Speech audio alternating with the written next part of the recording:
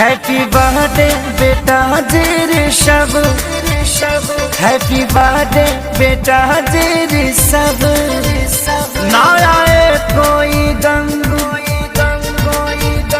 खुश रहो हरदम। ना आए कोई गम, खुश रहो हरदम। दे रहे हैं दुआ सब्र सबके लिए। ना आए कोई गम, खुश रहो हरदम।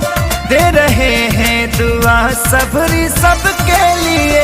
बेटा हंसते रहो, दिल में बसते रहो।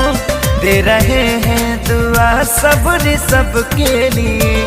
ना आए कोई गम, खुश रहो हरदम। दे रहे हैं दुआ सब्र सबके लिए। हैप्पी बर्थडे बेटा ऋषभ, आपको आपके जन्मदिन की ढेर सारी शुभकामना। हजारों हजार बरस जिए, अपने मम्मी पापा के साथ साथ अपने देश का भी नाम रोशन करो। लव यू बेटा। हैप्पी बर्थडे बेटा जेरे सब, हैप्पी बर्थडे बेटा जेरे सब।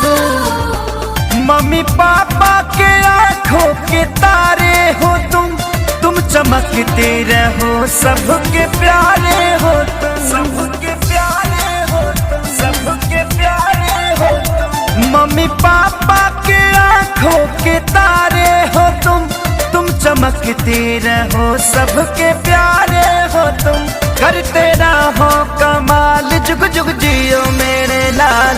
दे रहे हैं दुआ सब्र सबके लिए।